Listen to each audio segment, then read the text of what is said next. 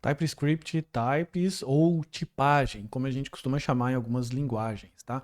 Os tipos, eles são uma forma bastante interessante de se definir um protocolo de comunicação, pelo menos é assim que eu entendo, onde a gente pode se definir um formato esperado de input e output, de funções, ou seja, quando se atribui um tipo a uma variável, essa variável pode ser um parâmetro de entrada de uma função, como a gente chamou aqui de input, ou então a saída de uma função como um output.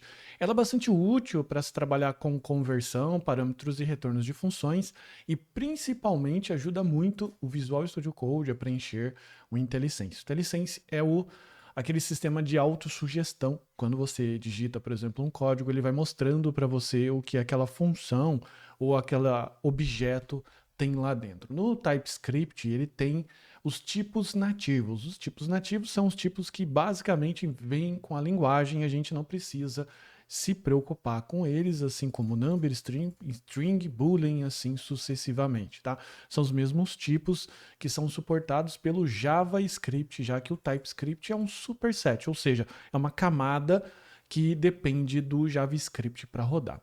Legal? Só que a parte mais interessante é que a gente pode também criar tipos customizados, tá? Os tipos customizados permitem a gente criar um tipo que seja só nosso para que a gente possa trabalhar dentro do nosso código, e esse tipo ele pode, por exemplo, conter propriedades que são bastante úteis para informar um nível de protocolo. Então imagina que a gente está criando uma função e aquela função espera um cadastro de pessoa. Você pode definir aquela entrada da função do tipo person e lá dentro eu já sei que eu preciso passar name e age, que o name é string e age, idade, é number, beleza? Você pode definir isso através do type, que é uma palavra reservada do TypeScript, ou então através da interface.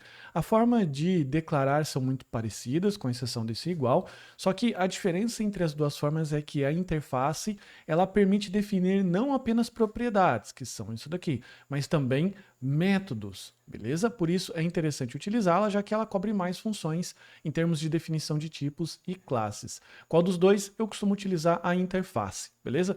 Porque ela já permite colocar mais coisas. Claro que essa não é apenas vamos dizer assim, um critério de seleção técnico. É só a minha preferência, mas eventualmente você pode ver em vários projetos que as pessoas definiram como type e tá tudo bem. O que acontece se a gente ao se definir um tipo? O tipo garante que o valor atribuído deve ser o esperado pelo aquilo que você definiu. Então, por exemplo, se eu defino person e name é um tipo string, precisa ter uma propriedade name que receba um texto.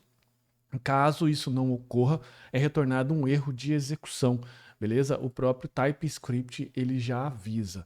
No nosso projeto, a gente vai utilizar os tipos para definir uma estrutura básica de um snack, ou seja, de um alimento e suas propriedades. E assim, a gente pode se comunicar melhor com as funções de manipulação e API. Por exemplo, nesse caso aqui, em que eu tenho o nosso componentes snack, a gente tem aqui no Snack Props.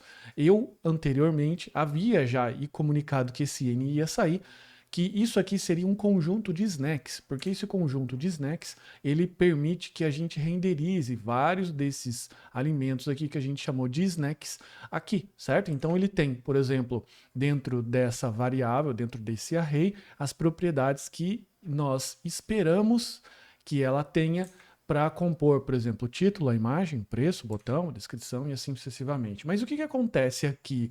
Aqui, esse N, ele permite que os snacks sejam qualquer coisa. Ou seja, se por um acaso eu estiver esperando uma propriedade name e aquela propriedade faltar nesses valores aqui, eu fico desprotegido, por assim dizer. Ou seja, eu espero algo, espero que tenha, por exemplo, name, image, description e assim sucessivamente. Pode vir qualquer coisa aqui, pode vir abobrinha, groselha.